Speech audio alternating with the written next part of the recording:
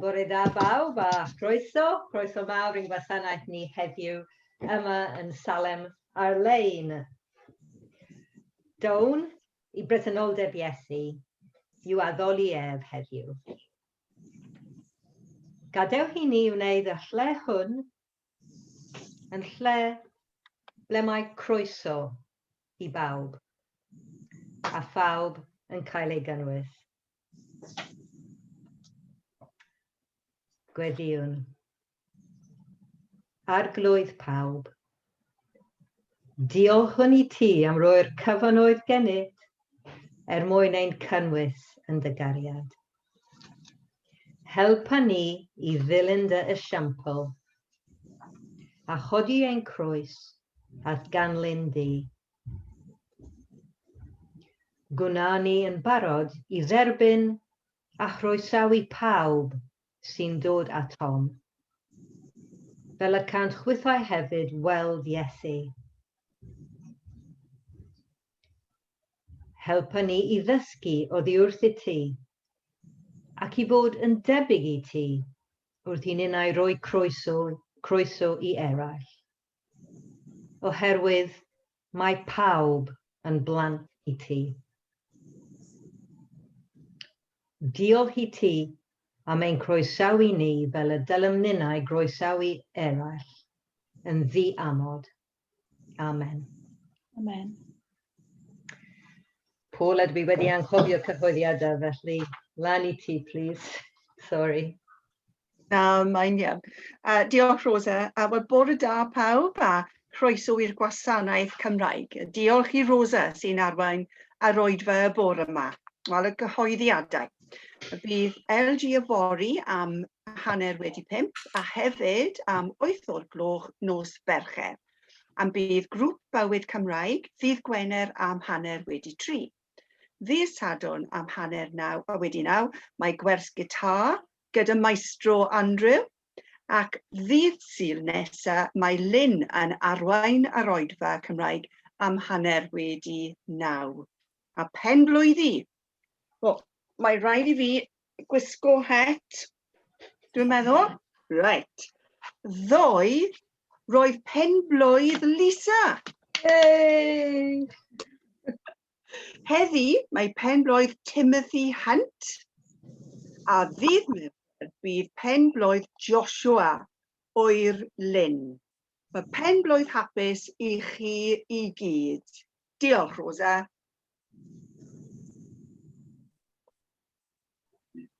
Diolch i ti, Paula. Dwi'n mynd i ganu ein hymyn cyntaf nawr, Ysblander Brenin Nef.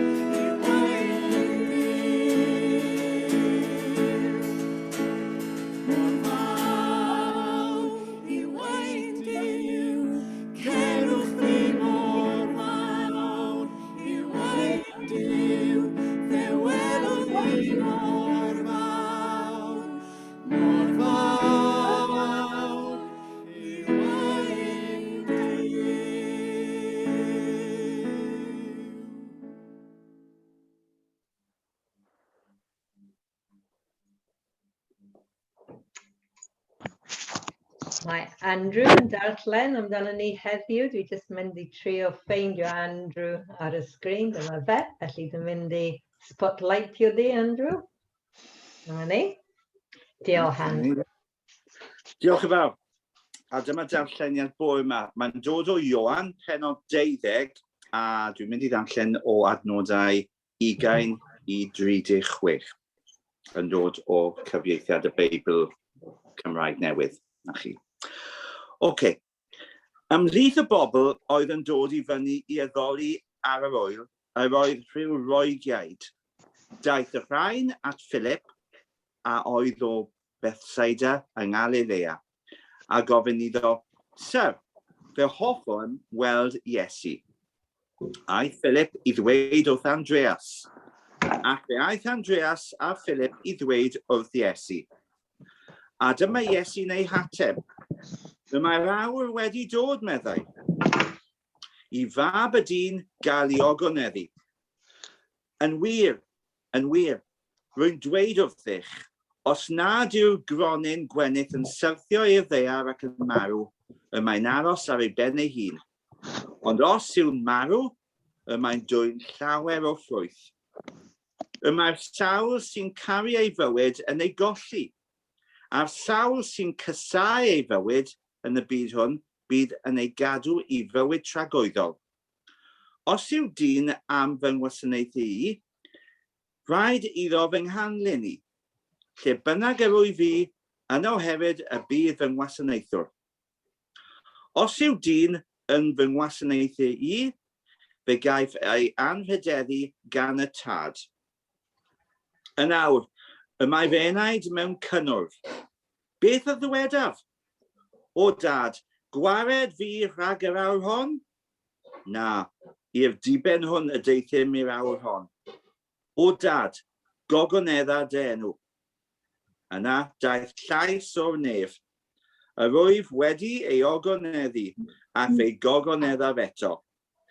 Pan glywaf y dyrfa oedd yn sefyll ger llaw, dechreuant ddweud mai taran oedd. Dywedodd eraill, angel sydd wedi llefaru wrtho. Atebodd Iesu, nid fy mwyn i, ond eich mwyn chwi y daeth y llais hwn.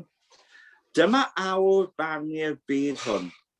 Yn awr y mae tywysog y byd hwn i gael i fwrw allan. A minnau, os caf fy narchafu oddi ar y ddaear, fe dyna'r pawb ataf fy hun. Dywedodd hyn i ddangos beth fyddai dull y farwolaeth oedd yn ei aros. Yna atebodd y dyrfa ef. Yr ydym wedi dysgu o'r gyfraith fod y Meseia i aros am byth. Sut wyt ti'n dweud felly bod yn rhaid i fab y dyn gael ei ddyrchafu? Pwy yw mab y dyn yma? Dywedodd Iesu wrthynt, am ychydig amser eto y bydd y goleuni yn eich plith. Rhodiwch tra mae'r goleuni gennych, rhag i'r tywyllwch eich goddi wedyd. Nid yw'r dyn sy'n rhodio yn y tywyllwch yn gwybod lle mae'n mynd.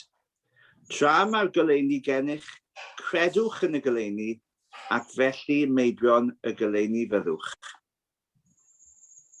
Wedi iddo lefaru'r geiriau hyn, aeth Iesu i ffwrdd ac ymguddio rhagddynt. Diolch yn fawr, Andrew. Hyfryd. Wel, yr wythnos hon, hoffwn i ofyn 2 gwestiwn. 2 gwestiwn sy'n cyd-fynd a 2 ran wahanol ein darlleniad ni heddiw. A dyma'r un cyntaf. Wel, jyst mynd i dangos rhywbeth ar y sgrin. Cwestiwn cyntaf. Cwestiwn wedi bod yn berthnasol iawn yn ddiweddar. A ddalwn ni ofyn i Dduw i wneud i Gymru ennill y rygbi? So, I'm going to ask 2 questions today. And the first one, I think, has been very relevant to many of us recently. Is it okay to pray, to ask God to make Wales win the rugby? Or England, of course, or whoever you support. Now, Dywedais i roeddwn i'n mynd i ofyn da'r cwestiwn, ond dywedais i ddim mod i mynd i'w hateb wrth gwrs.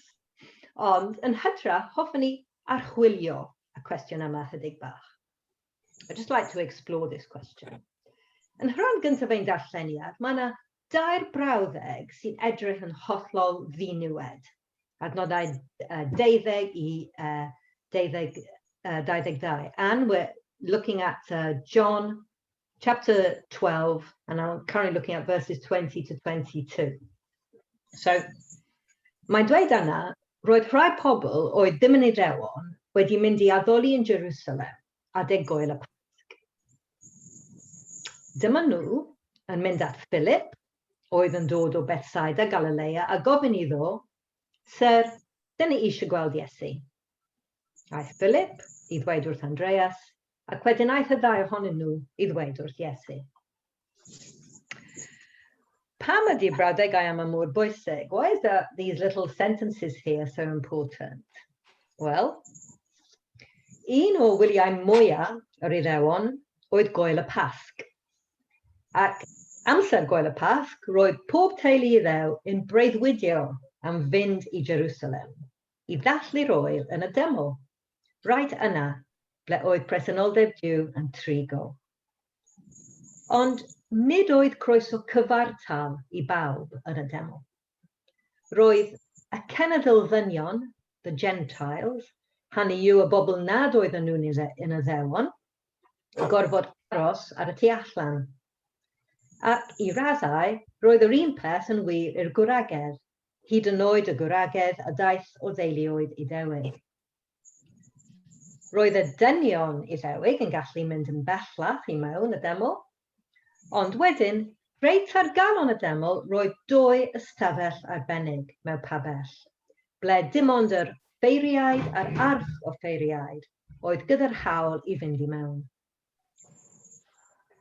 So these 2 sentences are really important because at Easter time for the Jews, every Jewish family dreamt of going to Jerusalem to worship in the temple. But in fact, access to the temple was not available for all. Gentiles, foreigners who are not Jews, had a special outer court. They couldn't go any further. There was a similar setup for women. Jewish men could go a bit further in, but right at the center, there were 2 special rooms where only the priests and the high priest could go. And I'm going to read now from Hebrews 9, verses 2 to 7. Gwrandewch ar y darlleniad yma o'r llythyr at yr Hebreaid, sy'n esbonio cyfundrefn hen deml Israel. Roedd 2 ystafell yn y babell. Yn yr ystafell allanol, roedd y ganhoellbren, a hefyd y bwrdd gyda'r bara wedi cysegru arno. Dyma oedd yn cael ei alw y lle sanctaidd. Yna roedd llen. Cofiwch y llen yma, achos mae'n bwysig. Yna roedd llen, y curtain, ac ystafell arall y tu ôl iddi, sef y lle mwyaf sanctaidd. Yn yr ystafell fewnol, roedd allor yr arogl darth, ac arch yr ymrwymiad, cist bren oedd wedi gorchuddio ag air. Yn y gist roedd jar air yn dal peth o'r mana o ranialwch, hefyd ffon Aaron, sef yr un oedd wedi blaguro. Ar 2 lechen roedd Duw wedi ysgrifennu 10 gorchymyn arnyn nhw. Yna, uwch ben y gist, roedd 2 greadur hardd wedi cerfio, a'i hadenydd yn cysgodi dros y caiad, sef y man ble roedd Duw yn maddau pechodau. Ond, does dim pwynt dechrau trafod hyn i gyd yn fanwl yma. Gyda popeth wedi osod yn ei le, roedd yr ffeiriaid yn mynd i mewn i'r ystafell allanol yn rheolaidd i wneud ei gwaith. Ond, dim ond yr arch o ffeiriaid oedd yn mynd i mewn i'r ystafell fewnol, y lle mwyaf sanctaidd, a hynny yn un waith y flwyddyn yn unig. Ac roedd rhaid iddo fynd â gwaed gydag e, i'w gyflwyno i Dduw dros ei bechodau ei hun, a hefyd y bechodau hynny roedd pobl wedi cyflawni heb sylweddoli eu bod nhw'n pechu.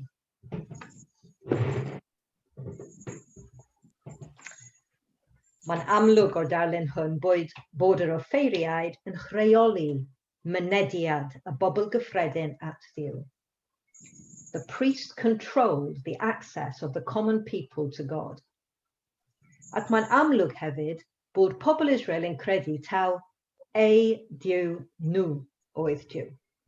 The people of Israel believed that God was their God. Dduw a oedd yn ei ffafrio.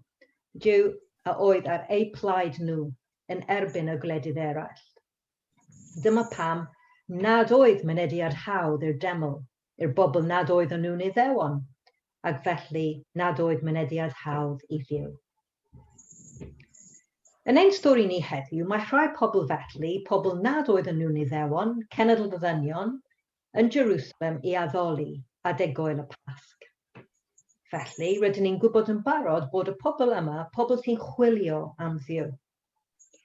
Ac yn amlwg, maen nhw wedi clywed am Iesu, a nawr maen nhw eisiau cwrdd â fe. Felly, maen nhw'n mynd at Philip i ofyn iddo fe drefnu cyfarfod. So in our story, 2 Gentiles are in Jerusalem at the time of the Passover and they are looking for Jesus. And they go to Philip. Pam Philip? Wel, enw groeg yw'r enw Philip, dim enw Iddewig, enw sy'n golygu rhywun sy'n hoffi cyffelau. Ond mae'r darlleniad yn ein hatgoffa hefyd taw o dref Iddewig, Bethsaida yn Galilea oedd Philip yn dod. Mae'n amlwg felly bod Philip yn pontio y ddau fyd, y byd estron a'r byd Iddewig. Efallai bod rhan o'i deulu yn deulu cenedl ddyn yn wreiddiol. Philip must have come from a Greek family originally, and so perhaps he bridged the gap between Jews and Gentiles, and that's why the foreigners in the story Andrew read asked to see him. Ac felly dyma pam bod y bobl yn teimlo fwy cyfforddus I fynd I siarad â Philip. Sir, dyn ni eisiau gweld Iesu, medden nhw. Ac mae'r cyfarfod yn digwydd, ond wn I ddim beth dywedodd Iesu wrthynt neu ein hanes nhw ar ôl hynny. Ond dyn ni yn gwybod beth mae Iesu yn dweud amdanynt i'r disgyblion eraill. We don't know what Jesus said to them, but we know what Jesus said about them to his disciples. A phan gaif yng nghodi I fyny ar y groes, byddai'n tynnu pobl o bobman at ei fy hun. When I am lifted up on the cross, I will draw people from everywhere to myself. Byddefnos yn ôl, clywon ni taw corff Iesu yw'r deml go iawn, y lle ble rydyn ni'n gallu cwrdd â Dduw. Nawr, mae Iesu'n mynd yn bellach. Yn ei gorff sy'n mynd I gael ei ddinistrio ar y groes ac wedi ail adeiladu yn ei atgyfodiad, bydd pawb yn gallu cael mynediad at Dduw. Nid dim ond y dynion, nid dim ond yr Iddewon, nid dim ond y bobl barchus, nid dim ond yr offeiriaid a'r arch offeiriad. Pawb. Yn Iesu Grist, mae pawb yn gallu cael mynediad I Dduw. In Jesus Christ, everybody has access to God. Yn gynt, clywon ni esboniad o lethr at y Hebreaid o gyfundrefn addoli y deml. Dyma sut mae'r awdur yn mynd ymlaen ar ôl y rhan glywon ni yn gynt.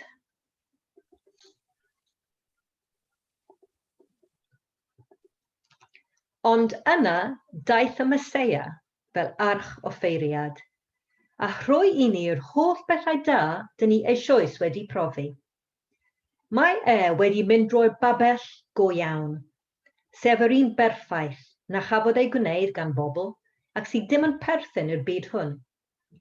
Aeth I mewn unwaith ac am byth i'r lle mwy a sanctaidd sydd yn y nefoedd.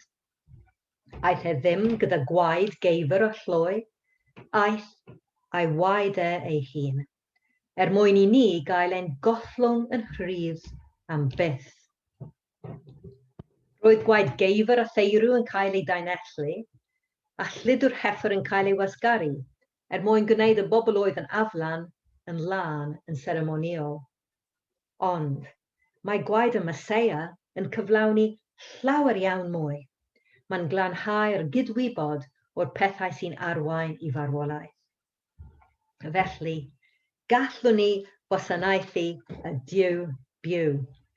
Mae'r Meseia wedi cyflwyno ei hun yn aberth perffaith I Dduw drwy nerth yr ysbryd trygwyddol. Fel clywon ni yn y disgrifiad o'r deml, roedd llen yn gwahanu'r tabernacl o lefydd eraill y deml, ble roedd y bobl eraill yn cael mynd. Ond, ar y moment yna, y bu farw Iesu ar y groes, rydyn ni'n darllen yn y Fengl Marc, a dyma'r llen oedd yn hongian yn y deml yn rhwygo yn ei hanner, o'r top i'r gwaelod. Hynny yw mae marwolaeth Iesu ar y groes wedi cael gwared a phopeth sy'n ein gwahanu ni oddi wrth Dduw. Ac roedd y llen yn symbol o hyn. O'r hyn ymlaen, mae mynediad at Dduw I bawb. Mae'n bwysig felly I ni beidio gwneud yr un camgymeriad a oedd wedi bod yn cael ei wneud droeon a throeon trwy ei hanes ni. Dydy Duw ddim yn perthyn I ni. Mae'r gwrthwyneb yn wir. Ni sy'n perthyn iddo fe. Dydy Duw ddim yn perthyn I ni fel pobl gwyn neu'n croen. Dydy Duw ddim yn perthyn i'r dynion neu'r merched chwaith. Dydy Duw ddim yn perthyn i'r Cymru neu'r Saeson. Dydy Duw ddim yn perthyn i'r Cristnogion. Dydy Duw ddim yn perthyn i'r Gweinidogion. Dydy Duw ddim yn perthyn i'r Eglwys. Yr Eglwys sy'n perthyn I Dduw. A fe sy'n arglwydd yr Eglwys. Ac arglwydd ein bywydau ni hefyd. Does dim braint arbennig gennym ni fynd at Dduw, achos ein bod ni'n groen gwyn, neu yn ddynion, neu yn weinidogion, neu yn bobl dda, neu yn Gymru, neu yn Saeson, neu yn mynd i'r Eglwys, neu beth bynnag. Ond mae'r drws yn lled agored I ni fynd at Dduw. Achos Iesu, achos ei farwolaeth a'i atgyfodiadau, achos pan cafodd ei godi I fyny ar y groes, tanodd e'r pobl o bobman ato fe ei hun. Nawr, dywedais I yn gynt mod i'n mynd I ofyn 2 gwestiwn heddiw sy'n cyd-fynd ar ddwy ran y darlleniad, ac roedd yr un cyntaf yn un fawr, ond mae'r ail yn un fawr hefyd. I said I was going to ask 2 questions. First one was a big one. The second one's a big one too. Pan ein bod ni'n gwneud rhywbeth drwg, ar bwy mae'r bai. When we do something wrong, who's to blame?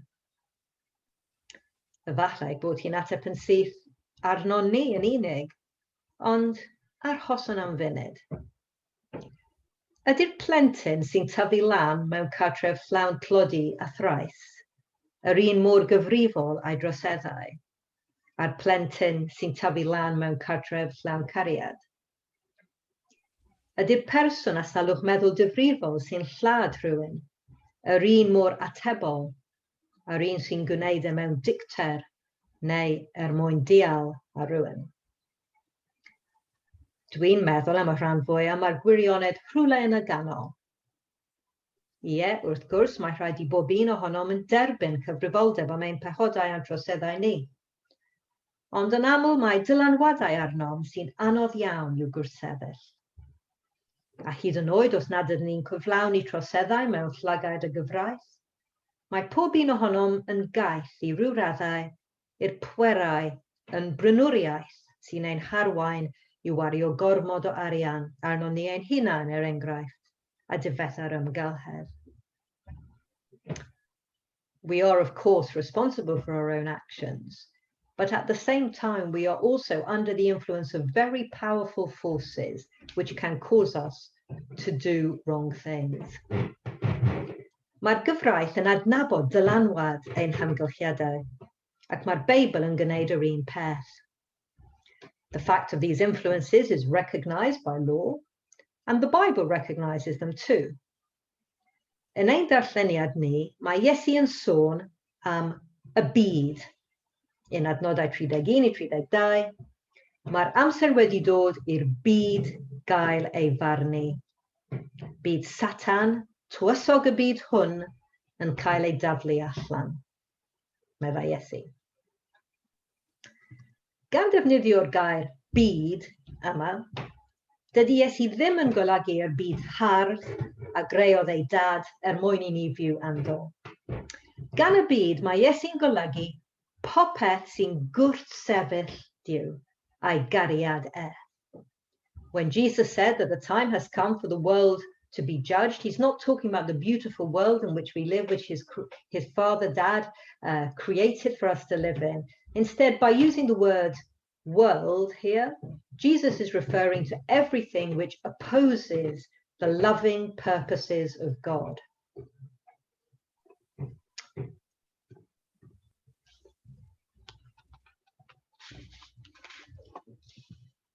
Anghyfiawnder, injustice, a'r clodi sy'n golygu bod rhai pobl yn tyflu bwyd mas, tra bod pobl eraill yn edrych yn y biniau sbwriel mwyn dod o hyd I fwyd. Hiliaeth, racism, a'r anffafriaeth a arweiniodd I farwolaeth George Floyd a ddwyl o'r heddlu. Trachwant a thraeth, lust and violence, a arweiniodd I farwolaeth Wenjig Lynn a Sarah Everard, ac sy'n arwain I gymaint o gamdrin bob dydd. Power, grym, a'r bobl cyfoethog anerthol sy'n exploitio rhai sy'n gweithio dros tynt, fel gwelwn ni'n Rhyhineb Aberfan, ac sy'n dal yn digwydd dros y byd I gyd heddiw. Prenwriaeth, consumerism, sy'n arwain at newid hinsawdd, leads to climate change, a phobl yn dioddef o lifogydd mhobman. Exploitation, fel y masnachwyr cyffuriau sy'n annog dibyniaeth mhobl ifanc mwyn iddyn nhw'n mynd yn gyfoethog. These are all real evil powers, pwerau drwg. Ac mae'n hwyluso pethau I ni I weithredu mewn ffyrdd sy'n groes I fwriadu teyrnas Duw. And they just make it easier for us to act in ways which are opposed to God's kingdom, yn groes I gariad a maddeuant a chyfiawnder. A dydy'r pwerau yma ddim yn adnabod Duw fel ei harglwydd. Yn lle mae enw yn y Beibl I ddisgrifio'r pwerau drwg yma, Satan neu'r diafol. Mae cynrychioli popeth sy'n ymladd yn erbyn daioni a chyfiawnder a hariad yn y byd hwn. And the Bible uses the name Satan or the devil to personify these evil powers which represent everything that fights against God's purposes of goodness and justice and love in our world. Ac mae hwn yn bwysig I ni hefyd, achos weithiau dyn ni'n tueddu meddwl bod Iesu wedi marw ar y croes ar fy mhechodaeth personol I, I'm hachub I yn bersonol. Ac wrth gwrs, mae hyn yn hollol gywir. Ond gwnaeth Iesu cymaint mwy na hynny. Bwriad Duw trwy Iesu Grist ydy achub nid dim ond chi a fi yn bersonol, ond y byd I gyd. I gael gwared ag anghyfiawnder a hiliaeth ac anffafriaeth a trachwant a phrynwriaeth ac exploitio a phopeth arall sy'n gwrthsefyll teyrnas Duw. Bwriad Duw ydy achub y byd I gyd, I ddwyn shalom I bawb a phopeth. Ond fel dyn ni'n gwybod trwy darllen y newyddion, gallai strwythurau drwg fel y rhai sy'n ymarfer hiliaeth enghraifft, bod yn beryglus iawn pan fod rhywun yn nad oedd rhywun yn ddigon ddewr i'w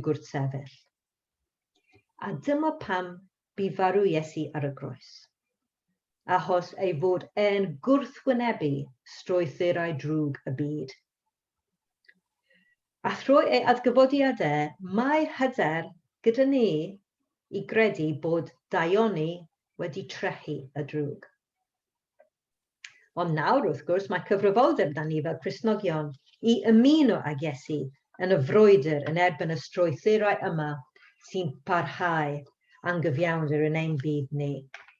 Jesus calls us as his disciples to join him in the battle against these evil structures which perpetuate injustice in our world. Jesus has won the war by dying on the cross, but the local battles are still going. A dyma ble bod ni'n gweld cysylltiad rhwng y dau gwestiwn y bore yma. Achos nid yr offeiriaid unigol a oedd yn cadw'r cenedl ddynion mas o bresenoldeb Duw. It wasn't the individual high priests who were to blame for keeping the Gentiles out of the presence of God.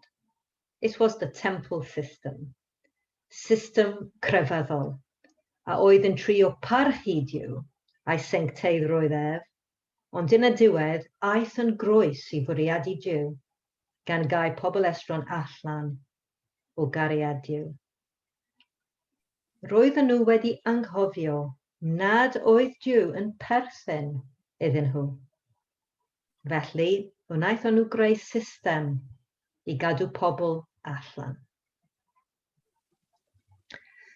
Nawr, yn ddiweddar, dwi wedi bod yn rhannu cwestiynau gyda hi, felly os da hi eisiau ystyried y cwestiynau yn ystod yr wythnos, naill llai pan da hi'n gweddio yn brifat neu efallai, da hi'n rhan o grŵp bywyd, life group, yn ystod yr wythnos. Dyma rhai cwestiwn i hi ystyried.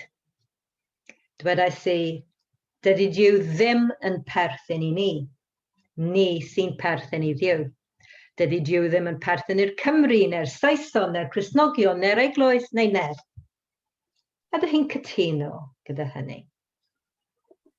Wedyn, cwestiwn bwysig.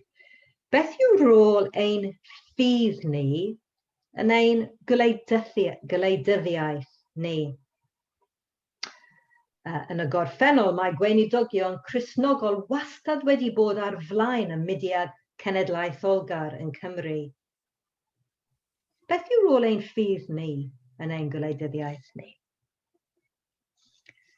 A ddalen ni helpu pobl sy'n dioddef yn ein gwlad ni cyn i ni helpu pobl mewn gwledydd eraill? O, un anodd. Ac wedyn, ble mae'r ffin rhwng cefnogi tîm genedlaethol mewn chwaraeon a hiliaeth? Cwestiynau anodd dros ben, ond cwestiynau pwysig i'w gofyn ac i'w drafod. Dwi'n mynd i just cymryd munud nawr, munud o dawelwch, cyn i ni weddio.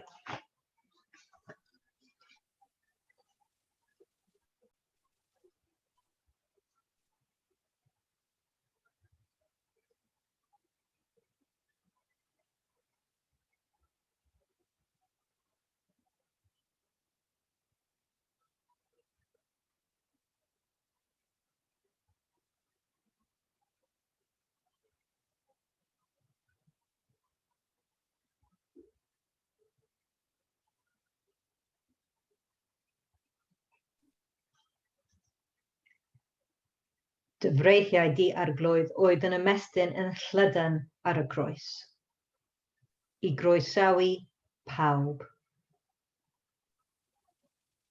Dyfreithiau di oedd yn ymestyn i bendithio ar ôl yr adgyfodiad. Arglwydd croeshoeliedig, arglwydd adgyfodedig a ddolwn di yn dy boen ac yn dy fuddugoliaeth. At groeso yr un fath bob amser, yn ein casglu atat, ac yn ein bendithio, gan ein lapio yn dy goflaid gariadus. Arglwydd, maddau I ni am fethu croesawu eraill fel roi ti'n gwneud. Am edrych yn ddrwg dybys ar y dieithrin yn ein plith. Cyfaddefwn, ein bod weithiau yn rhy barod I sylwi ar y gwahaniaethau rhyngom ein hunan ac eraill. Ond, roi ti yn trin pawb yr un fath. Maddau I ni am orfoleddu yn y fraint a gymerwn yn ganiataol o fod yn blant I ti. Helpa ni I chwalu'r ffiniau ata ti. Allwn ni modd gadw I ni ein hunain. Helpa ni I groesawu yn ddi-amod bawb sy'n chwilio amdanat. Ac I fynd at groeso gyda ni I ble bynnag y byddwn yn mynd. Helpa ni I fod yn eglwys heb furiau. Ddiw diolch I ti am ein croesawu yn ôl dim gwahaniaeth beth fyddwn wedi wneud. Am ein cofleidio'n groesawus yn y lle cyntaf ein bod yn behaduriaid. Am y maddeuant sy'n ein croesawu bob tro y trown yn ôl ata ti. Helpa ni I ymgorffori dy faddeuant wrth ymwneud â'n gilydd ac ar rhai sydd oddi allan i'r praidd. Boed un croeso ni fod yn arwydd o'r croeso mwy sy'n dod oddi wrth I ti.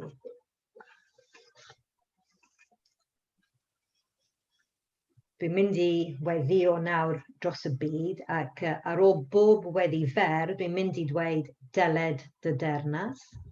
A dwi'n eich gwahoddi ymateb gan ddweud megis yn y nef felly ar y ddaiar hefyd. O dad, cofiwn nawr pawb sy'n cael eu trin yn anheg, oherwydd o ble maen nhw'n dod neu liw eu croen. Gweddiwn am yr amser I ddod pan fydd pawb yn llawenhau yn yr amrywiaeth o wahanol liwiau a rasydd, gwahanol ddiwylliannau a chefndiroedd. Dyled dy dernas, megis yn y nef, felly ar y ddaiar hefyd. Wrth I ni gofio rhai sy'n agored I niwed, ofyn gadael eu cartrefi rhag ofyn troseddau stryd. Gweddiwn am yr amser I ddod pan na fydd trais bellach a bydd pawb yn byw mewn diogelwch. Dyled dy dernas, megis yn y nef, felly ar y ddaiar hefyd. Wrth I ni gofio rhai sydd wedi dioddef camdriniaeth ar ddwylo ffrind neu ddieithrin, ac sy'n dwyn y creithiau yn gorfforol, yn feddyliol ac yn emosiynol. Gweddiwn am yr amser pan fydd pob merch a phob dyn yn parchu ei gilydd, a lle na fydd plant yn ofni trais nach am drin. Dyled dy dernas, megis yn y nef, felly ar y ddaiar hefyd.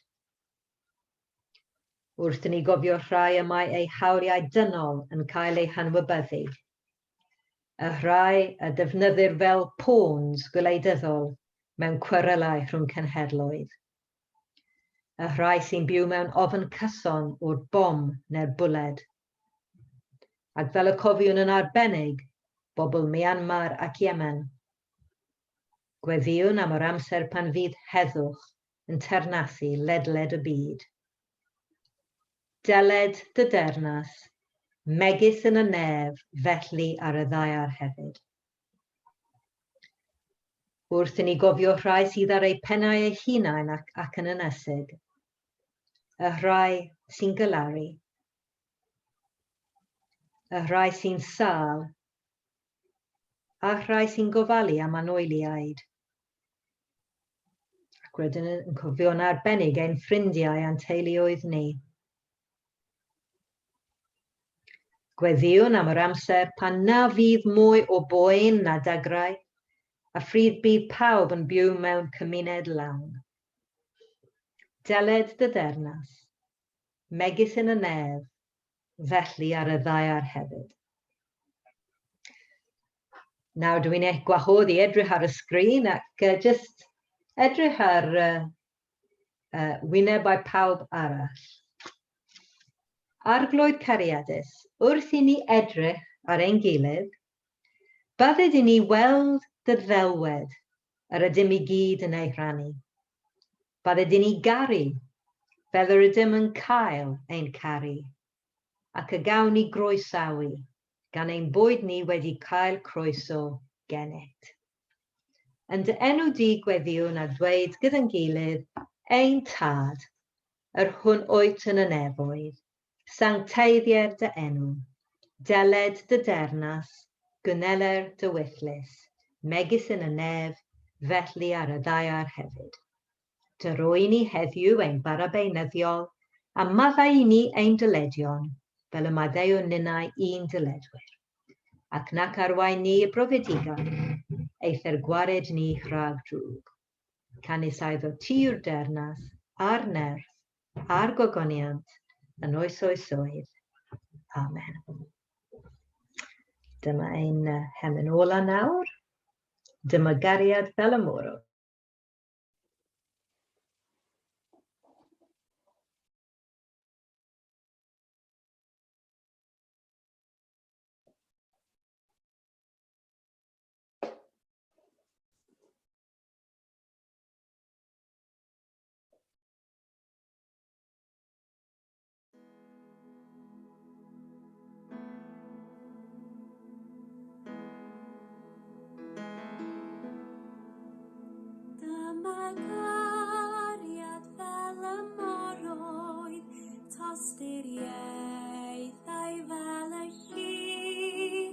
Tywysog bywyd pyr yn marw, marw I brynu'n bywyd ni.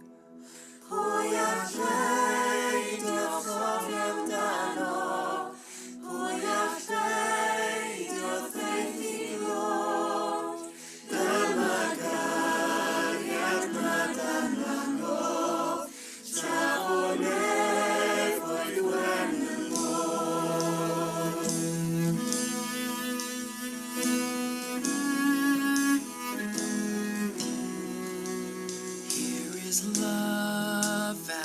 as the ocean, loving kindness as the flood. When the Prince of Life a ransom shed for us His precious blood, who His love will not remember, who can cease to sing His praise? He can never be forgotten throughout heaven's eternal day.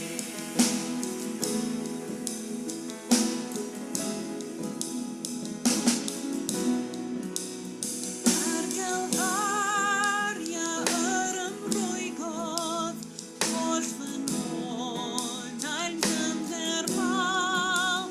Torodd holl ar ddaear nefoedd, oedd yn gyfaen hyd yn lawn. Gas a ddariad megis dilyn, yn ymdalwaith dyma ni, a ddyniam gerdir a heddwch, yn cusanu eol ni.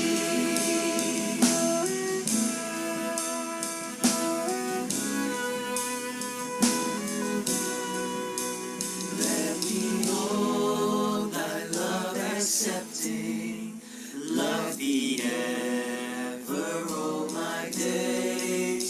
Let me seek thy kingdom only, and my life be to thy praise. Thou alone shalt be my glory, nothing in this world I see. Thou hast cleansed and sanctified me, thou thyself hast set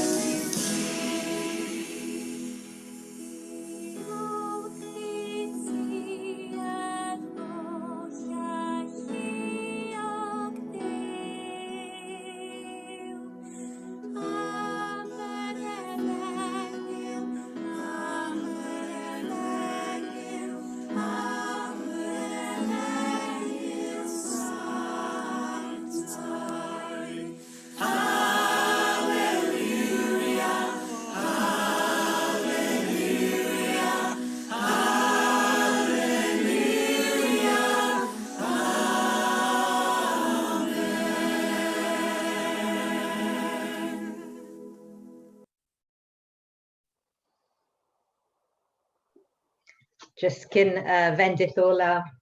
Dydd Sul bydd gwasanaeth dwyieithog am hanner wedi, nid dydd Sul, Sul y Pasg. Sul y Pasg bydd gwasanaeth dwyieithog am hanner wedi 10, felly ni fydd Oedfa Gymraeg ar Sul y Pasg.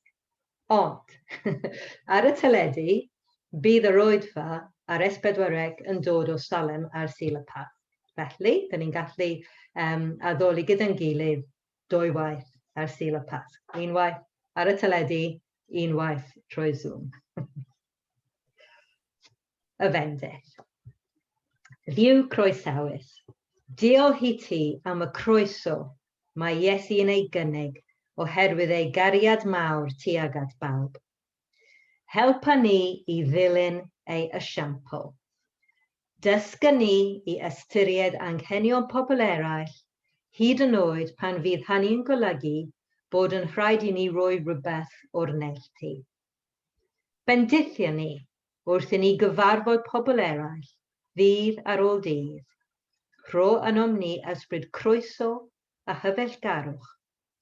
Fel yr oed ti yn ein croesawu ni, helpa ni hefyd i groesawu rhai yr oed ti yn ein hanfon atynt.